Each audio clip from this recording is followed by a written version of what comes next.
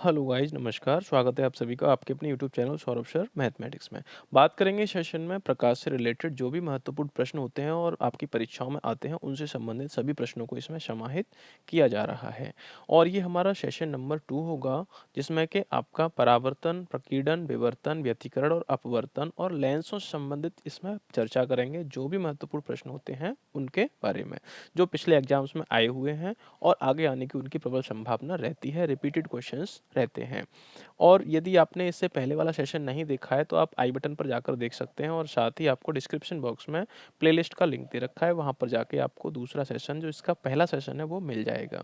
यदि आप UPSC, SSC, railway, NDA, CDS, CTET और आरएएस, यूपी पुलिस आदि एग्जाम्स की तैयारी करते हैं तो यह सेशन आपके लिए काफ़ी महत्वपूर्ण होने वाला है। पिछले सेशन में हमने 40 क्वेश्चंस के ऊपर चर्चा की है, और इस सेशन में हम 41 से लेकर 80 क्वेश्चन तक के क्वेश्चंस के ऊपर चर्चा करेंगे। कुल मिलाकर हमें 120 क्वेश्चंस को कराना है, जो कि आपके एग्जाम से रिलेटेड काफ़ी महत्वपूर्ण रहते हैं। तो गाइज, अगर चैनल पर पहली बार विजिट कर रहे हैं तो चैनल को सब्सक्राइब कर लें और पास में बेल आइकन को अवश्य दबा लें, जिससे आने वाले और भी सेशंस का नोटिफिकेशन आपको मिल सके और आप अपनी तैयारी को बेहतर कर सकें। साथ ही अगर सेशन अच्छा लगता है तो लाइक ज़रूर करें और अपने दोस्तों के साथ भी इसको शेयर करें, जिससे कि वह भी अपनी तैयारी को अच्छे से कर सकें। तो गाइज, चलते हैं क्वेश्चंस की तरफ। क्वेश्चन बात करते हैं यहाँ पर अब क्वेश्चंस की। तो ये क्वेश्चंस पहले करा दिए गए हैं जो आपके चल रहे हैं।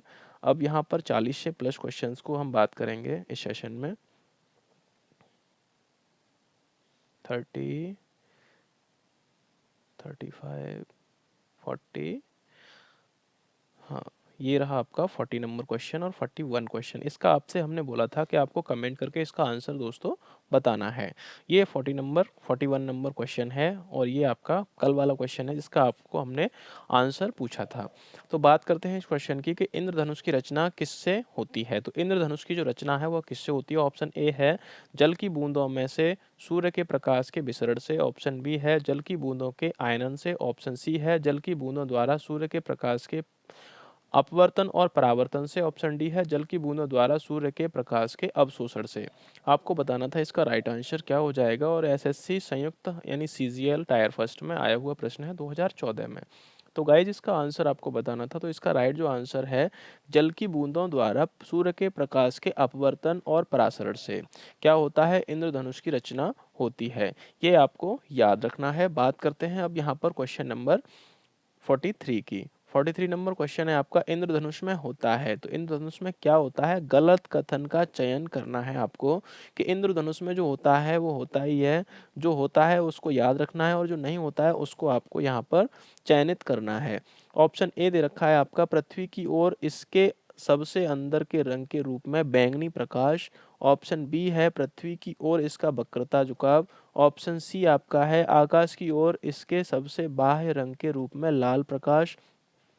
ऑप्शन डी आपका यहाँ पर है, हम बात करते हैं कि पृथ्वी की ओर इसके सबसे अंदर के रंग के रूप में लाल प्रकाश। यहाँ पर बाहर के रूप में लाल प्रकाश है, यहाँ पर पृथ्वी की ओर इसका वक्रता झुकाव है। ऑप्शन यहाँ पर दे रखा है पृथ्वी की ओर इसके सबसे अंदर के रंग के रूप में बैंगनी प्रकाश। राइट आंसर दोस्तों इसका बताएंगे क्या इसका करेक्ट आंसर हो जाएगा। तो यहाँ पर देखो, ये बात सही है कि पृथ्वी की ओर इसके सबसे अंदर के रंग के रूप में बैंगनी प्रकाश रहता है। दूसरा, ये पृथ्वी की ओर वक्रता इसका वक्रता झुकाव रहता है। और ऑप्शन सी आपका है आकाश की ओर इसके सबसे बाह्य रंग के रूप में लाल प्रकाश रहता है, लेकिन ये कह रहा है कि अंदर की तरफ लाल प्रकाश रहता है। तो ये ऑप्शन आपका राइट आंसर हो जाएगा। क्यों हो जाएगा, क्योंकि यहाँ पर गलत कथन का हमें चयन करना है। तो 3 ऑप्शन हमारे सही हैं, तो चौथा हमारा आंसर एकदम करेक्ट हो जाएगा दोस्तों। बात कर लेंगे यहाँ पर 44 नंबर क्वेश्चन की कि संक्रमण आयन किसमें प्रकाश को अवशोषित कर लेते हैं। तो बताएंगे आप इसका करेक्ट आंसर क्या होगा। ऑप्शन ए है पराबैंगनी क्षेत्र। ऑप्शन बी है सूक्ष्म तरंग क्षेत्र। ऑप्शन सी है दृश्य क्षेत्र। ऑप्शन डी है अवरक्त क्षेत्र। सीजीएल टायर फर्स्ट में 2014 में आया हुआ प्रश्न है। राइट आंसर दोस्तों इसका बताएंगे क्या इसका करेक्ट आंसर हो जाएगा। तो जो संक्रमण होता है, संक्रमण आयन किसमें प्रकाश को अवशोषित कर लेता है, तो दृश्य क्षेत्र में प्रकाश को क्या करता है, अवशोषित कर लेता है। तो ऑप्शन सी आपका एकदम से करेक्ट आंसर हो जाएगा। संक्रमण आयन रंगीन प्रतीत होते हैं क्योंकि वे दृश्य प्रकाश को अवशोषित कर लेते हैं, इसीलिए इसका करेक्ट आंसर दृश्य प्रकाश हो जाएगा। अब बात करेंगे यहाँ पर 45 नंबर क्वेश्चन की। 45 नंबर क्वेश्चन है, पृथ्वी पर दूरस्थ वस्तुओं को देखने के लिए प्रयुक्त उपकरण, यानी दूर की वस्तुओं को देखने के लिए जो उपकरण प्रयुक्त होता है उसका नाम क्या है। ऑप्शन ए है पार्थिव दूरदर्शी दूरदर्शक, ऑप्शन बी है खगोलीय दूरदर्शक, ऑप्शन सी है संयुक्त सूक्ष्मदर्शी, ऑप्शन डी है आवर्धक लेंस। टैक्स असिस्टेंट 2009 में आया हुआ क्वेश्चन है, ये काफ़ी महत्वपूर्ण प्रश्न है दोस्तों। फटाफट से इसका राइट आंसर बताएंगे, क्या इसका करेक्ट आंसर हो जाएगा। जो पृथ्वी पर दूरस्थ वस्तुओं को देखने के लिए प्रयुक्त उपकरण है तो वह पार्थिव दूरदर्शक होता है दोस्तों। ऑप्शन ए आपका एकदम से करेक्ट आंसर यहाँ पर हो जाएगा। पृथ्वी पर स्थित दूरस्थ वस्तुओं को देखने के लिए पार्थिव दूरदर्शक का प्रयोग किया जाता है, यानी इसका प्रयोग किया जाता है। इस प्रकार के दूरदर्शियों में वस्तु का सीधा प्रतिबिंब उत्पन्न करने के लिए एक अतिरिक्त उत्तल लेंस और प्रिज्म प्रणाली होती है। क्या क्या होता है दोस्तों, इसमें उत्तल लेंस होता है जो कि एक अतिरिक्त होता है, और प्रिज्म प्रणाली का प्रयोग किया जाता है पार्थिव दूरदर्शक में, ये आपको याद रखना है। बात करते हैं यहाँ पर 47 नंबर क्वेश्चन की। प्रकाश के परिक्षेपण के अध्ययन करने के लिए निम्नलिखित में से किस उपकरण का प्रयोग किया जाता है। तो प्रकाश के परिक्षेपण का अध्ययन करने के लिए किसका प्रयोग किया जाता है। ऑप्शन ए है सूक्ष्मदर्शी का, ऑप्शन बी दूरबीन का, ऑप्शन सी है स्पेक्ट्रोमीटर, ऑप्शन डी है आपका फोटोमीटर। ये भी टैक्स असिस्टेंट 2006 में आया हुआ प्रश्न है। राइट आंसर इसका बताएंगे दोस्तों, क्या इसका करेक्ट आंसर हो जाएगा। जो प्रकाश के परिक्षेपण का अध्ययन करने के लिए प्रयोग किया जाता है, तो किसको प्रयोग किया जाता है दोस्तों, तो स्पेक्ट्रोमीटर को प्रयोग किया जाता है। ऑप्शन सी आपका एकदम से राइट आंसर दोस्तों हो जाएगा। श्वेत या पॉलीक्रोमेटिक प्रकाश जो होता है उसके किसी माध्यम जैसे कि प्रिज्म द्वारा उसके घटक यानी रंगों में विभक्त होने की घटना ही प्रकाश का परिक्षेपण कहलाती है, ये आपको याद रखना है। प्रकृति में प्रकाश के परिक्षेपण का सर्वश्रेष्ठ उदाहरण इंद्रधनुष का आप मान सकते हैं कि वह सर्वश्रेष्ठ उदाहरण होता है किसका, परिक्षेपण का। प्रकाश के परिक्षेपण के फलस्वरूप उत्पन्न रंगों के जो स्पेक्ट्रम का अध्ययन किया जाता है वह स्पेक्ट्रोमीटर नामक यंत्र द्वारा किया जाता है दोस्तों, ये आपको याद रखना है। तो इसका जो करेक्ट आंसर हो जाएगा स्पेक्ट्रोमीटर हो जाएगा। वर्ण विक्षेपण भी कह सकते हैं इसको, प्रकाश का परिक्षेपण भी कहा जाता है। नेक्स्ट बात करते हैं, यहाँ पर क्वेश्चन आता है 48 नंबर क्वेश्चन है, तरल ताल। तरल ताल है वास्तविक गहराई से कम गहरा दिखाई देता है, इसका कारण क्या है। ऑप्शन ए है अपवर्तन के कारण, ऑप्शन बी प्रकाश प्रकीर्णन के कारण, ऑप्शन सी है परावर्तन के कारण, ऑप्शन डी है व्यतिकरण के कारण।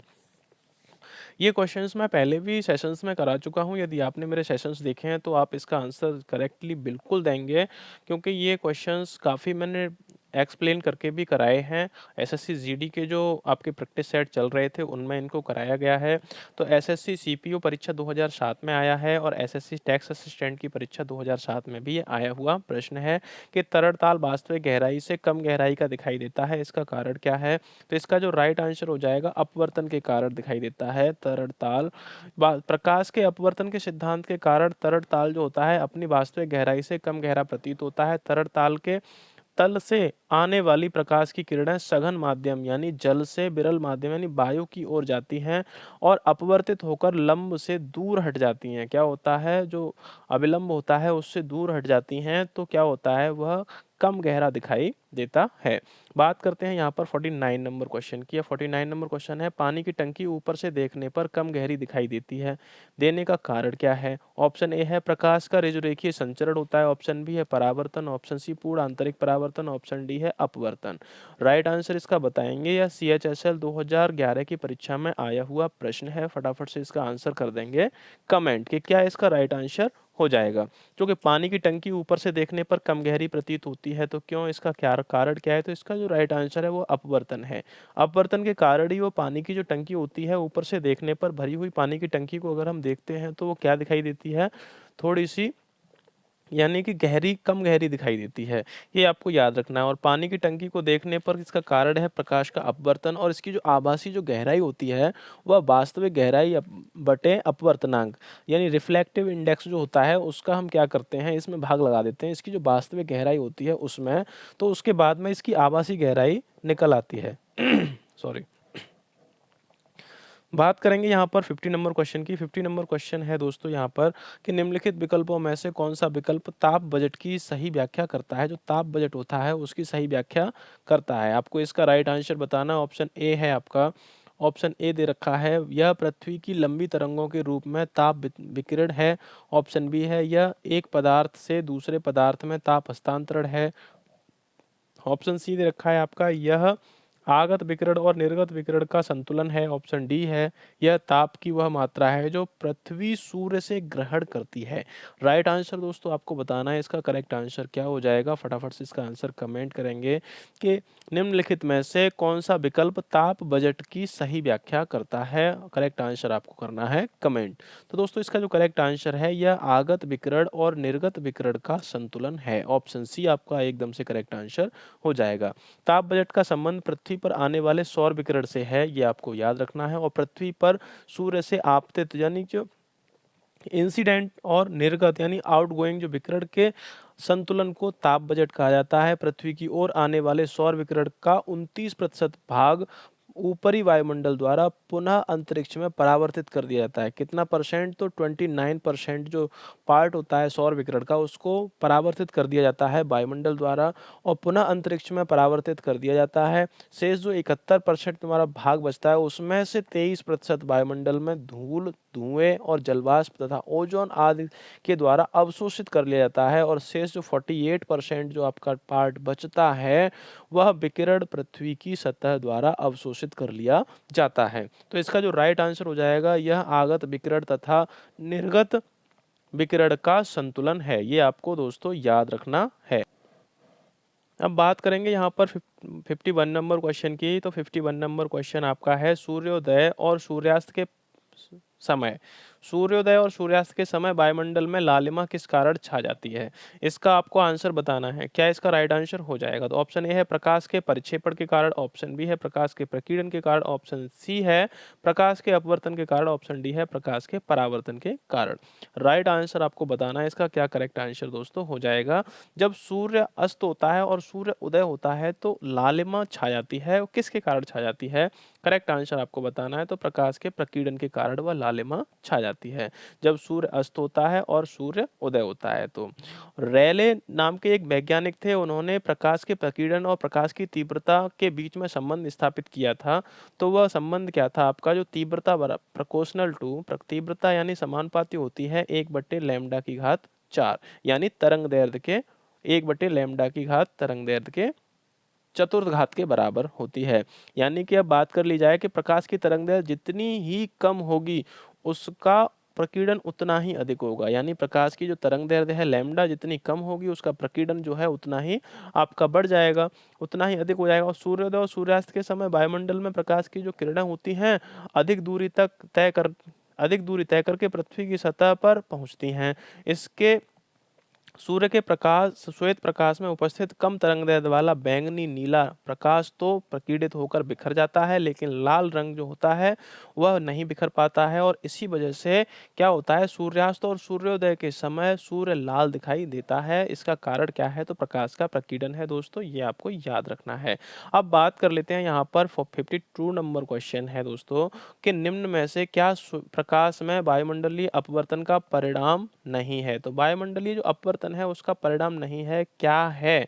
ऑप्शन ए है सूर्य का सूर्यास्त के समय लाल दिखाई देना, ऑप्शन बी है रात में तारों की टिमटिमाहट, ऑप्शन सी है सूर्य का प्रकाश में अपनी वास्तविक ऊंचाई से ज्यादा ऊंचाई पर दिखना, ऑप्शन डी है सूर्य का अपने वास्तविक उदय से 2 या 3 मिनट पहले दिखाई देना।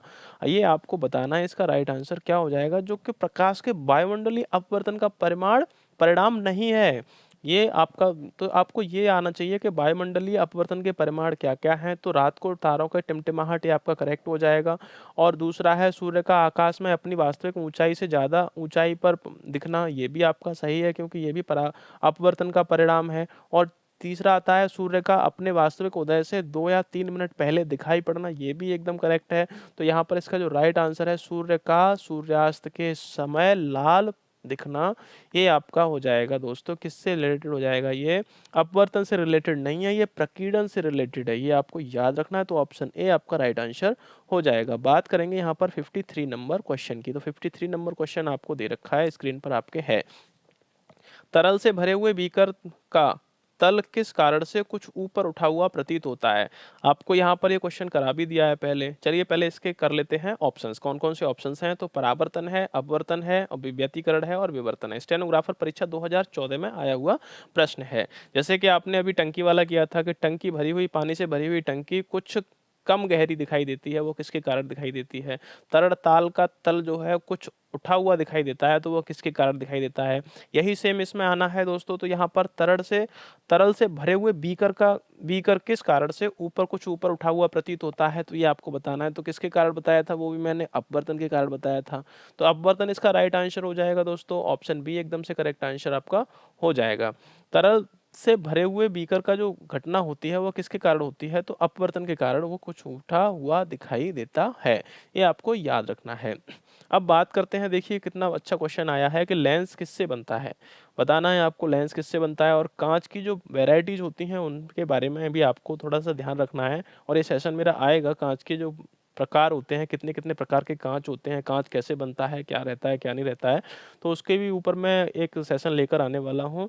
और बात करेंगे यहाँ पर कि लेंस किससे बनता है। तो ऑप्शन ए है पायरेक्स कांच, ऑप्शन बी फ्लंट कांच, ऑप्शन सी साधारण कांच, ऑप्शन डी है कोबाल्ट कांच। राइट आंसर इसका बताएंगे। ये सीजीएल परीक्षा 2011 में आया हुआ प्रश्न है। एसएससी के यहाँ पर ज्यादातर क्वेश्चंस को यहाँ पर रखा गया है, क्योंकि एसएससी की परीक्षाएं सबसे ज़्यादा होती हैं, सबसे ज़्यादा क्वेश्चंस का जो भंडार होता है वो एसएससी के पास ही होता है।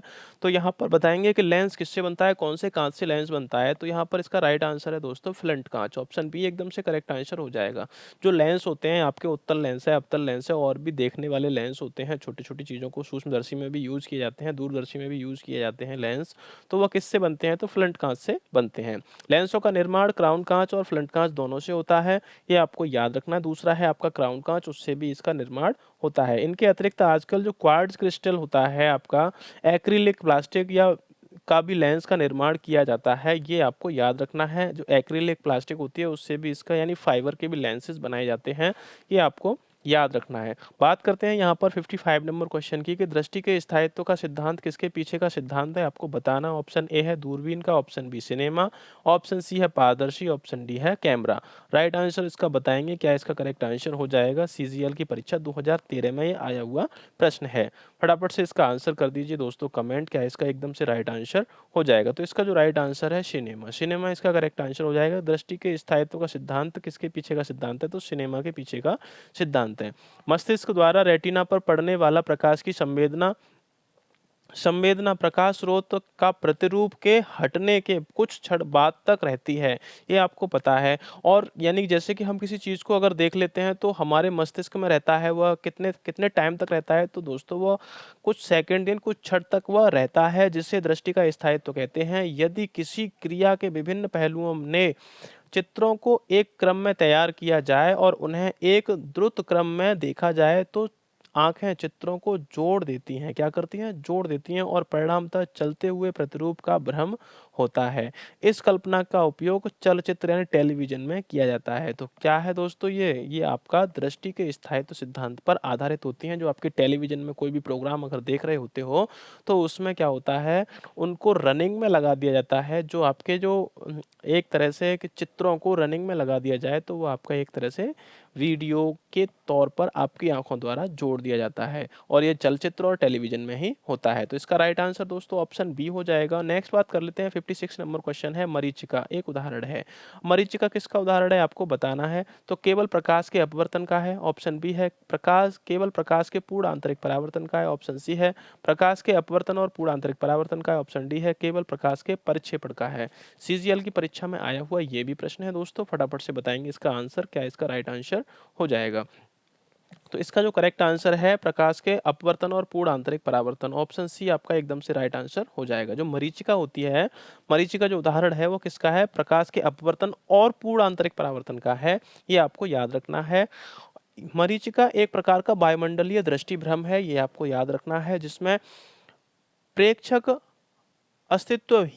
अस्तित्वहीन जलाशय और दूरस्थ वस्तु के उल्टे या बड़े आकार का प्रतिबिंब और अन्य अनेक प्रकार के विरूपण देखता है। वस्तु और प्रेक्षक के बीच की दूरी कम होने पर प्रेक्षक का भ्रम दूर हो जाता है।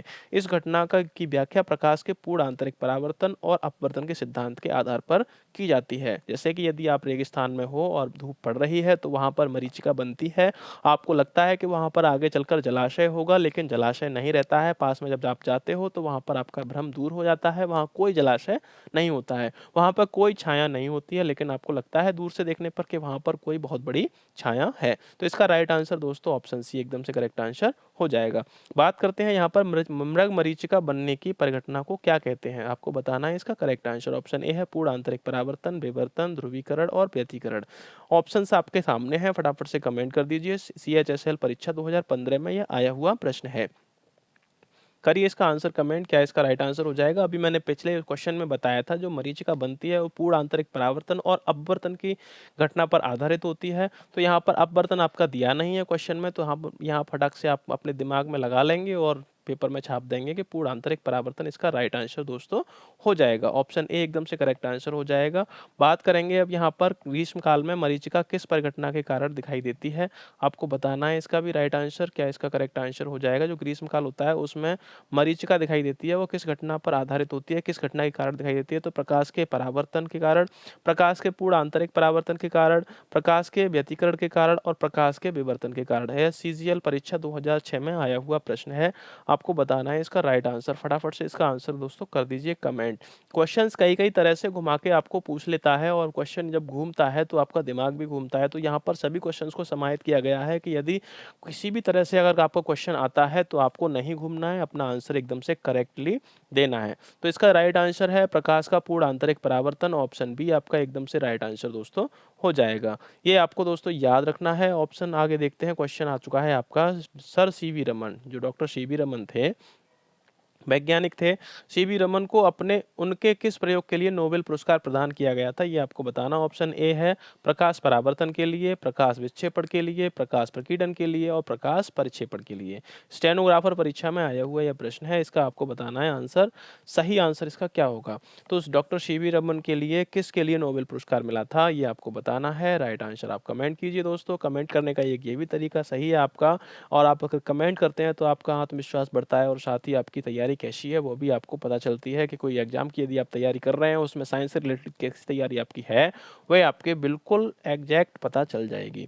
तो यहाँ पर इसका जो राइट आंसर है प्रकाश के प्रकीर्णन के लिए डॉक्टर CV रमन को नोबेल पुरस्कार प्रदान किया गया था। और नोबेल पुरस्कार कब प्रदान किया गया था, तो 1930 में डॉक्टर CV रमन को नोबेल पुरस्कार प्रदान किया गया था। ये आपको दोस्तों याद रखना है। और किसके लिए किया गया था, तो भौतिकी के लिए किया गया था। किसमें, भौतिकी में। भौतिकी में नोबेल पुरस्कार प्रदान किया गया था। नोबेल पुरस्कार कहाँ से प्रदान किया जाता है ये आप हमें कमेंट करके जरूर बताएंगे, कौन सा देश है जो नोबेल पुरस्कार को प्रदान करता है। बात करेंगे यहाँ पर क्वेश्चन नंबर आता है 60 नंबर क्वेश्चन है, जब किसी वस्तु को दो समांतर समतल दर्पणों के बीच में रखा जाता है, दो समांतर समतल दर्पण हैं उनके बीच में रखा जाता है, तो प्रतिबिंबों की संख्या कितनी होगी, 1 2 4 अनंत। राइट आंसर इसका बताएंगे, क्या इसका राइट आंसर हो जाएगा। दो दर्पण हैं, दो दर्पणों के मध्य में आपको खड़ा होना है या फिर किसी वस्तु को खड़ा करना है या फिर किसी वस्तु को रख देना है, तो उसके प्रतिबिंब कितने बनेंगे। और दोनों दर्पण क्या है आपके, पैरेलल होने चाहिए। तो इसमें कितने प्रतिबिंब बन जाएंगे आपका, 1 बनेगा, 2 बनेगा, 4 बनेगा या अनंत बनेगा। तो इसका राइट आंसर दोस्तों फटाफट से बता दीजिए। तो अनंत इसका एकदम से करेक्ट आंसर हो जाएगा। ऑप्शन डी आपका राइट आंसर हो जाएगा कि यदि दो वस्तुओं को समतल दर्पण की तो वस्तुएं एक दूसरे के समांतर रखे हैं, दो समतल दर्पण, तो और उनके बीच में कोई भी अगर वस्तु रख दी जाए तो उनके जो प्रतिबिंब बनेंगे वो अनंत बनेंगे।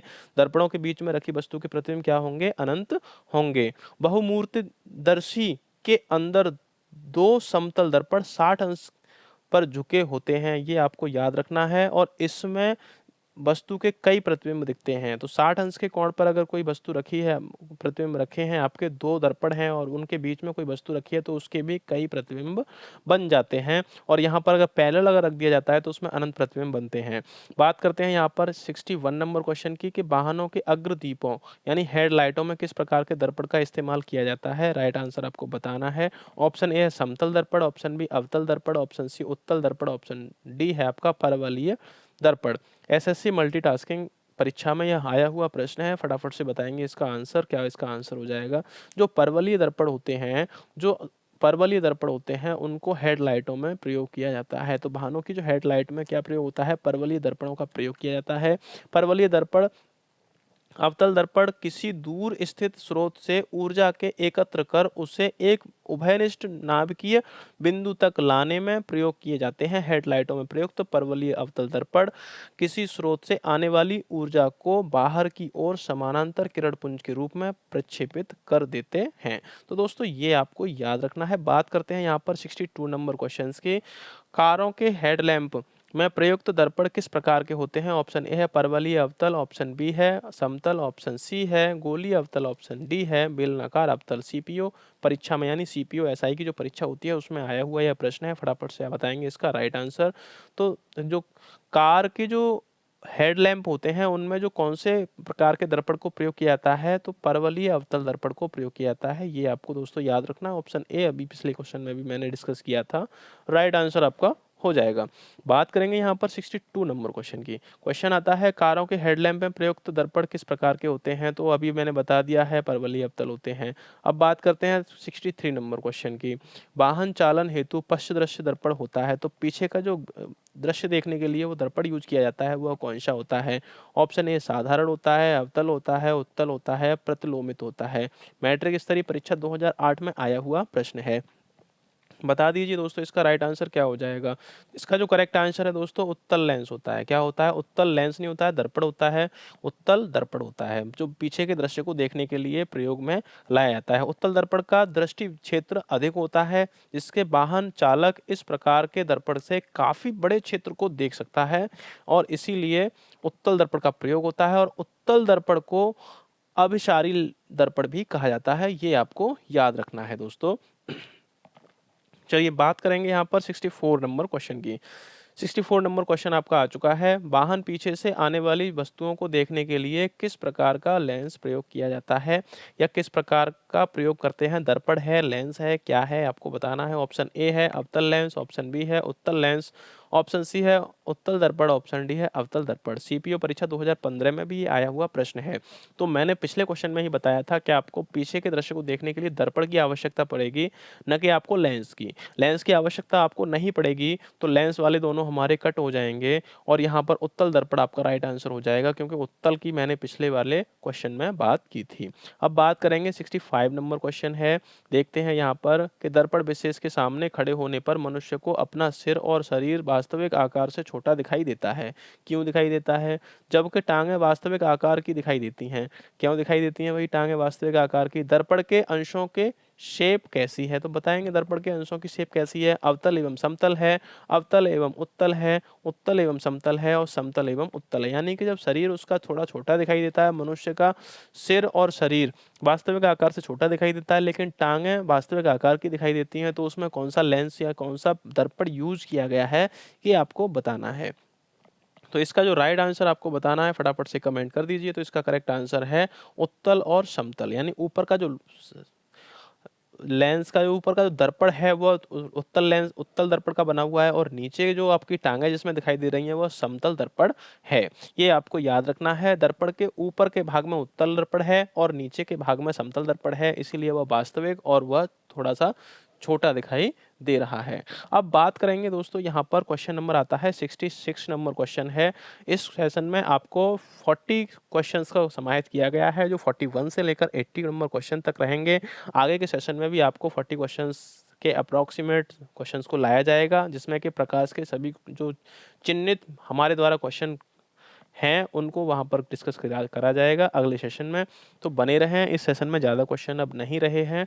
तो बात करेंगे यहाँ पर उत्तल और अवतल दर्पण किसके उदाहरण हैं आपको बताना है। ऑप्शन ए समतल दर्पण, गोलीय दर्पण, उल्टा दर्पण और सीधा दर्पण। ये ऑनलाइन सीजीएल की परीक्षा में आया हुआ प्रश्न है। फटाफट से बताएंगे इसका राइट आंसर क्या हो जाएगा। तो दोस्तों जल्दी से आंसर करेंगे इसका कमेंट। तो गोलीय दर्पण इसका करेक्ट आंसर दोस्तों हो जाएगा। ऑप्शन बी एकदम से करेक्ट आंसर आपका है। गोलीय दर्पण किसी खोखले गोले के गोलीय पृष्ठ होते हैं। यह दो प्रकार के होते हैं, उत्तल और अवतल दर्पण। उत्तल दर्पण के प्रकाश का परावर्तन उभरे हुए बाहरी सतह से और अवतल दर्पण में परावर्तन दबे हुए आंतरिक सतह से होता है। ये आपको याद रखना है।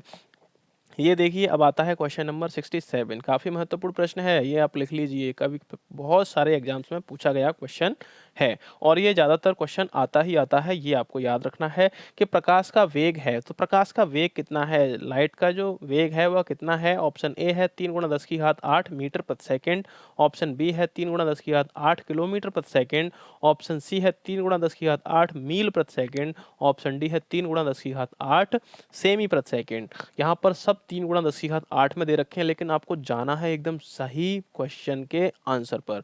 कौन सा ऑप्शन एकदम से आपका सही है, इसका आंसर आपको फटाफट से करना है कमेंट। यदि आपने ये क्वेश्चन को पढ़ा है और आपने केवल इतना 3 गुणा 10 की घात 8 तक पढ़ा है, तो समझ लीजिए कि आपका ये क्वेश्चन 100% गलत होने वाला है। यदि आपने क्वेश्चन को पूरा पढ़ा है और यहाँ पे आपने मीटर प्रति सेकंड है या किलोमीटर प्रति सेकंड है या सेमी प्रति सेकंड है या मील प्रति सेकंड है, इसको साथ में पढ़ा है और आपने ध्यान से पढ़ा है, तो इसका राइट आंसर आप बताएंगे दोस्तों। तो इसका जो करेक्ट आंसर है ऑप्शन ए है 3 गुणा 10 की घात 8 मीटर प्रति सेकंड का वेग होता है। किसका वेग होता है, प्रकाश का वेग होता है। डेनमार्क के जो खगोलविद थे ओले क्रिस्टियनस रोमर, उन्होंने सर्वप्रथम वर्ष 1676 में यह बता दिया था कि बृहस्पति ग्रह के उपग्रह की गति देखकर प्रकाश का वेग ज्ञात किया गया था। निर्वात में जो प्रकाश का वेग है वो 3 गुणा 10 की घात 8 मीटर प्रति सेकंड है, जो ऑप्शन ए में आपको दिखाया गया है। तो ये आपको दोस्तों याद रखना है। बात कर लेते हैं यहाँ पर। अब क्वेश्चन नंबर आता है 69। 69 नंबर क्वेश्चन आपके सामने है और 69 नंबर क्वेश्चन में क्या कहा है कि 3D फिल्में देखने के लिए प्रयुक्त चश्मों में होते हैं, तो कौन से लेंस होते हैं ये आपको बताना है जो 3D फिल्में देखने में प्रयोग किए जाते हैं। ऑप्शन ए है द्विफोक्सी लेंस, ऑप्शन बी है उत्तल लेंस, ऑप्शन सी है अवतल lens, option D polarised. CPO परीक्षा 2008 में यानी सीपीओ एसआई की जो परीक्षा होती है उसमें आया हुआ यह प्रश्न है। इसका राइट आंसर दोस्तों आपको बताना है, क्या इसका करेक्ट आंसर हो जाएगा। तो 3D फिल्मों को देखने के लिए जो प्रयुक्त चश्मे में प्रयुक्त होते हैं वो पोलराइज्ड होते हैं दोस्तों। क्या होता है, पोलराइड के लेंसेज होते हैं। पूर्व में लाल, हरे और लाल नीले रंग के चश्मों का प्रयोग 3D फिल्मों देखने के लिए किया जाता था, लेकिन वर्तमान में पोलराइज्ड लेंसों यानी एलसीडी चश्मों का प्रयोग किया जाता है। ये आपको याद रखना है। करते हैं नेक्स्ट क्वेश्चन की बात। क्वेश्चन आता है आपका 70 नंबर क्वेश्चन है कि समुद्र की सीपी किस कारण से सुनहरी दिखाई देती है। ऑप्शन ए है विवर्तन के कारण, ऑप्शन बी है परिक्षेपण के कारण, ऑप्शन सी है ध्रुवण के कारण, ऑप्शन डी है परावर्तन के कारण। राइट आंसर इसका बताएंगे। जो समुद्र की जो सीपी होती है किस कारण से सुनहरी दिखाई देती है, इसका आपको करेक्ट आंसर बताना है। तो ऑप्शन सी आपका राइट आंसर हो जाएगा। ध्रुवण के कारण वह जो होती है सीपी क्या दिखाई देती है, सुनहरी दिखाई देती है। नेक्स्ट बात करेंगे यहाँ पर 71 नंबर क्वेश्चन की कि एशिया की विशालतम पारदर्शी दूरबीन कहाँ है। आपको बताना, ऑप्शन ए है कड़ाई कनाल में, ऑप्शन बी ऊटी में, ऑप्शन सी कवालूर में, ऑप्शन डी है नैनीताल में। टैक्स असिस्टेंट 2007 में भी आया हुआ प्रश्न है ये। बताएंगे इसका राइट आंसर, क्या इसका करेक्ट आंसर हो जाएगा फटाफट से।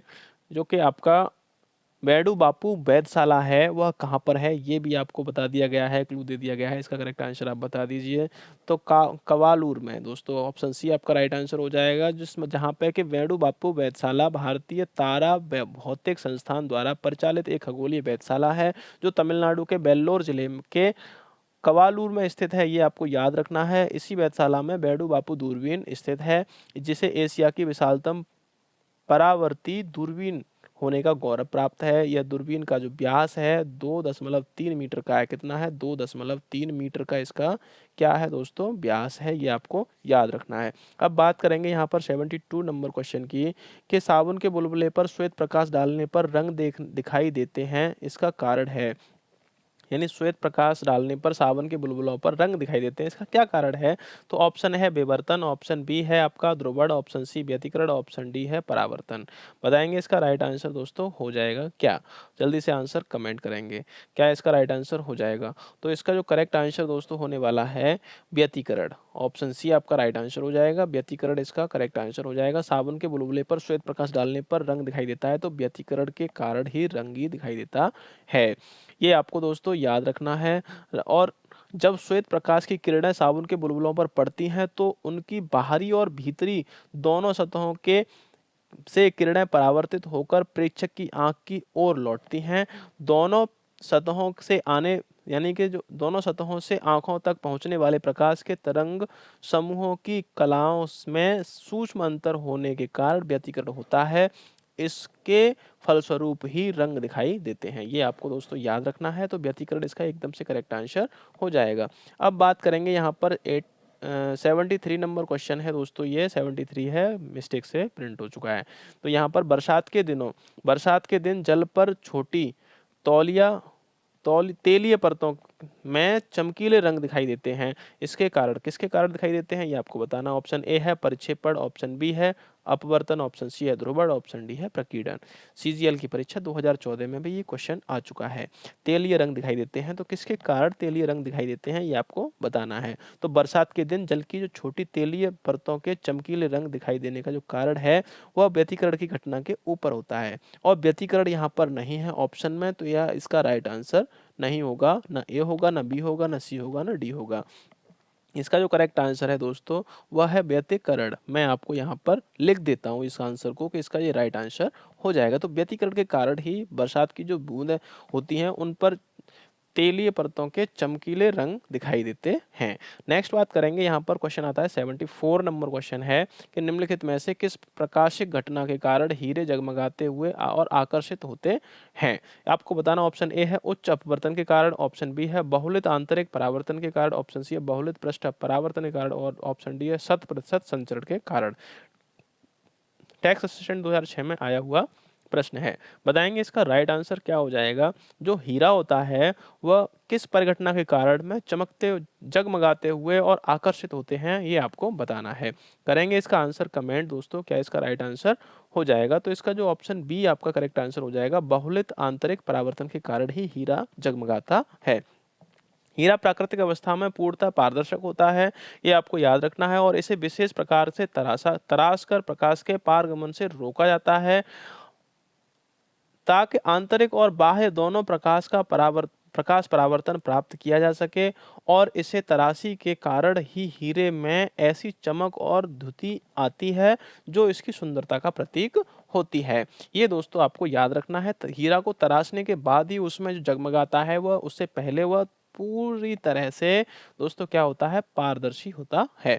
बात करेंगे यहाँ पर प्रकाश तरंगे हैं। अब बताइए प्रकाश तरंगे हैं कि प्रकाश कण का सिद्धांत है, प्रकाश का तरंग का सिद्धांत है, किसने दिया था, कैसे दिया था, ये सारे क्वेश्चंस आते रहते हैं एग्जाम्स में। तो प्रकाश तरंग है, तो प्रकाश तरंग है, कैसी तरंग है आपको बताना है इसका करेक्ट आंसर। तो वैद्युत तरंगे हैं या चुंबकीय तरंगे हैं या विद्युत चुंबकीय तरंगे हैं या स्थिर वैद्युत तरंगे हैं, मैट्रिक स्तरीय परीक्षा में आया हुआ प्रश्न है।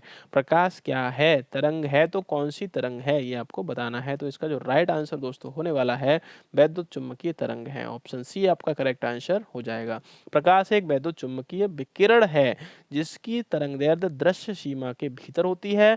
प्रकाश दोहरी प्रकृति के होते हैं। प्रकाश क्या होते हैं, दोहरी प्रकृति के होते हैं। प्रकाश तरंग या कण यानी तरंग प्रकृति के से प्रकाश का अपवर्तन, परावर्तन और व्यतिकरण आदि की व्याख्या हो पाती है। जबकि कण प्रकृति की अगर बात की जाए तो कण प्रकृति से प्रकाश विद्युत प्रभाव और कॉम्पटन प्रभाव की व्याख्या करता है। ये आपको याद रखना है। और प्रकाश का मूल कण क्या होता है, तो फोटोन होता है दोस्तों। क्या होता है, फोटोन। प्रकाश का जो मूल कण होता है वो फोटोन होता है। चलिए बात करते हैं यहाँ पर अब 76 नंबर क्वेश्चन की। नेक्स्ट क्वेश्चन है आपका कि प्रकाश संश्लेषण प्रक्रिया में परिवर्तन निहित है। तो क्या परिवर्तन निहित है। ऑप्शन ए है रासायनिक ऊर्जा को विकिरण ऊर्जा में, ऑप्शन बी है रासायनिक ऊर्जा का यांत्रिक ऊर्जा में, ऑप्शन सी है सौर ऊर्जा का रासायनिक ऊर्जा में, ऑप्शन डी है यांत्रिक ऊर्जा का सौर ऊर्जा में। एसएससी सीजीएल की परीक्षा में आया हुआ प्रश्न है। फटाफट से करेंगे इसका आंसर कमेंट, क्या इसका राइट आंसर हो जाएगा। तो इसका जो करेक्ट आंसर होने वाला है दोस्तों, जल्दी से आंसर आपने कमेंट किया होगा या आप आंसर कमेंट करेंगे। तो इसका जो करेक्ट आंसर है ऑप्शन आपका सौर ऊर्जा का रासायनिक ऊर्जा में। जब सौर ऊर्जा को रासायनिक ऊर्जा में कैसे परिवर्तित किया जाता है, जो सूर्य की ऊर्जा होती है उसको रासायनिक यानी कि जो कैसे उसको स्टोर किया जाता है, यानी सजीव कोशिकाओं के द्वारा प्रकाशीय ऊर्जा को रासायनिक ऊर्जा में परिवर्तित करने की क्रिया को प्रकाश संश्लेषण कहते हैं। इसके अंतर्गत पौधे अपने हरे रंग वाले अंगों जैसे पत्ती द्वारा सूर्य के प्रकाश में की उपस्थिति में वायु से कार्बन डाइऑक्साइड और भूमि से जल लेकर जटिल कार्बनिक खाद्य पदार्थों जैसे कार्बोहाइड्रेट्स का निर्माण करते हैं और ऑक्सीजन गैस यानी O2 को बाहर निकालते हैं। तो प्रकाश संश्लेषण प्रक्रिया में परिवर्तित होता है सौर ऊर्जा का, किसमें होता है, रासायनिक ऊर्जा में परिवर्तन होता है। अब बात करेंगे यहाँ पर 77 नंबर क्वेश्चन की। चलिए एक बढ़िया सा क्वेश्चन आपकी स्क्रीन पर दिख रहा है? करेक्ट आंसर इसका बताएंगे। कोई व्यक्ति सूक्ष्मदर्शी और दूरदर्शी यंत्रों में अंतर क्या देखकर जान सकता है? बताइए इसमें। ऑप्शन ए है लंबाई, ऑप्शन बी है रंग, ऑप्शन सी है लेंस का आकार, ऑप्शन डी है लेंस की लंबाई और आकार। सीपीओ परीक्षा में 2011 में आया हुआ प्रश्न है। फटाफट से बताएंगे इसका आंसर कि कोई भी व्यक्ति है वो सूक्ष्मदर्शी और दूरदर्शी में क्या देखकर अंतर कर सकता है कि ये सूक्ष्मदर्शी है, ये दूरदर्शी है। फटाफट से बताएंगे इसका आंसर। तो इसका करेक्ट आंसर है लेंस की लंबाई और आकार को देखकर यह पता चलता है कि कौन सूक्ष्मदर्शी है और कौन दूरदर्शी है। ये आपको दोस्तों याद रखना है। नेक्स्ट बात करते हैं लैम्बर्ट नियम है। लैम्बर्ट नियम किससे संबंधित है आपको बताना। ऑप्शन ए है परावर्तन से, ऑप्शन बी अपवर्तन से, ऑप्शन सी व्यतिकरण से, ऑप्शन डी है प्रदीप्ति से। ये सीजीएल परीक्षा में आया हुआ प्रश्न है। बताएंगे इसका राइट आंसर क्या हो जाएगा। लैम्बर्ट का जो नियम है किससे संबंधित है। अब ये लैम्बर्ट कौन है, तो लैम्बर्ट क्या है भाई, लैम्बर्ट किसका नाम है, तो लैम्बर्ट का नियम किससे संबंधित है। तो ये आपका लैम्बर्ट का जो नियम है वो प्रदीप्ति से संबंधित है। किससे संबंधित है, लैम्बर्ट का नियम प्रदीप्ति से। यदि आपने साइंस को पढ़ा है, 10th तक अगर पढ़ा है, तो आप इसका आंसर अच्छे से बता सकते हैं। लैम्बर्ट का एक कोज्या नियम होता है, वो प्रकाश की प्रदीप्ति से संबंधित होता है। प्रकाशिकी में लैम्बर्ट के कोज्या नियम के अनुसार किसी लैम्बर्टी तल से विकिरित ऊर्जा की तीव्रता का प्रच्छित मान उस तल के लंबवत रेखा तथा प्रेक्षक की दृष्टि रेखा के बीच के कोण के कोज्या, यानी कोज्या बोलते हैं कॉस को, कोसाइन को आप कोज्या बोलते हैं, तो कोज्या के समानुपाती होता है। ये आपको याद रखना है। तो लैम्बर्ट का नियम जो है वो कोज्या है। लैम्बर्ट का कोज्या नियम है, किससे संबंधित है, तो प्रदीप्ति से संबंधित है। अब बात करते हैं यहाँ पर, आज का ये लास्ट क्वेश्चन रहेगा, 80 नंबर क्वेश्चन है दोस्तों। और ये 80 नंबर क्वेश्चन आपको इसका आंसर देना है, कमेंट करना है, जैसे कि पिछले क्वेश्चन के आप आंसर कमेंट करते आ रहे हो उस हिसाब से, कि सूर्य का प्रकाश हमारे पास लगभग कितने समय में पहुंचता है। ऑप्शन ए दे रखा है 8 मिनट, ऑप्शन बी है 2 मिनट, ऑप्शन सी है 6 मिनट, ऑप्शन डी है 4 मिनट। करेक्ट आंसर इसका आप बताएंगे, क्या इसका राइट आंसर हो जाएगा। और यह सीजीएल की परीक्षा में 2014 में आया हुआ प्रश्न है। फटाफट से बताएंगे इसका राइट आंसर क्या हो जाएगा। तो सूर्य का जो प्रकाश है, सूर्य से लेकर पृथ्वी तक पहुंचने में कितना समय लगता है उसको, आपको इसका चलिए अप्रोक्सीमेटली बता दीजिए, इसका राइट आंसर क्या हो जाएगा। तो इसका जो करेक्ट आंसर दोस्तों होने वाला है वह 8 मिनट है। 8 मिनट है दोस्तों, कितना है 8 मिनट। सूर्य से पृथ्वी तक पहुंचने में प्रकाश को लगभग कितना टाइम लगता है, तो 8 मिनट 20 सेकंड का टाइम लगता है। और यहाँ पर सबसे ज़्यादा नज़दीकी कौन सा है आपका, 8 मिनट, तो ऑप्शन ए आपका राइट आंसर हो जाएगा। ये आपको याद रखना है दोस्तों। तो यहाँ पर 8 मिनट यानी 500 सेकंड का उसको समय लगता है सूर्य से लेकर पृथ्वी तक पहुंचने में प्रकाश को।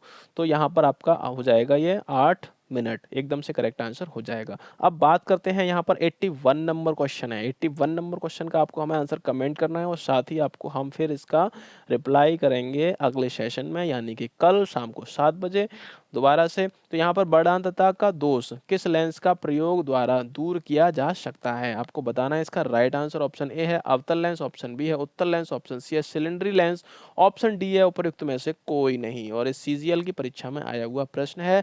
इसका आंसर आपको कमेंट करना है, आपको कमेंट करना है। यदि आप प्रीमियर में कर सकते हैं तो प्रीमियर में करें, ये नहीं तो आप हमें डायरेक्टली कमेंट कर सकते हैं इसका आंसर। और आपका आंसर अगर करेक्ट होगा तो आपको चैनल की तरफ से लाइक किया जाएगा। तो गाइज यहाँ पर 80 क्वेश्चंस तक हम पहुँच चुके हैं। और बात करते हैं यहाँ पर कुछ जो हमारे सेशंस आने वाले हैं, साथ ही जो सेशंस हमारे कंप्लीट हो चुके हैं उनके बारे में। तो ये हमारा सेशन कंप्लीट हो चुका है दोस्तों। ये इसका डिस्क्रिप्शन बॉक्स में आपको लिंक मिल जाएगा, साथ ही आई बटन पर भी इसका लिंक मिल जाएगा। आपने इससे पहले वाला सेशन नहीं देखा है तो उसको जरूर देख लें।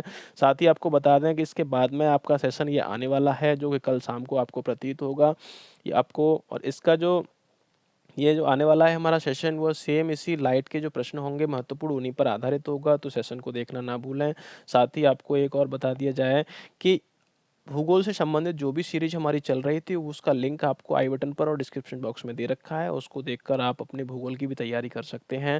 साथ ही एसएससी जीडी के जो प्रैक्टिस सेट थे वो भी मैंने वहां पर करा दिए हैं। और यदि आप यूपी पुलिस वगैरह की तैयारी कर रहे हैं तो यह सेशन एसएससी जीडी वाले भी आपके लिए काफ़ी महत्वपूर्ण है दोस्तों, तो उनको भी जरूर देखें। अगर सेशन अच्छा लगा हो तो लाइक जरूर करें, और चैनल पर पहली बार विजिट करें चैनल को सब्सक्राइब कर लें, और पास में बेल आइकन को अवश्य दबा लें, जैसे कि आने वाले और भी सेशंस का नोटिफिकेशन आपको मिल सके और आप अपनी तैयारी को बेहतर कर सकें दोस्तों। तो यहाँ पर इस सेशन में फिलहाल के लिए इतना ही। और अगर सेशन अच्छा लगा है तो दोस्तों के साथ भी इसको शेयर करें। मिलते हैं नेक्स्ट सेशन में, तब तक के लिए नमस्कार, शुभ रात्रि, जय हिंद।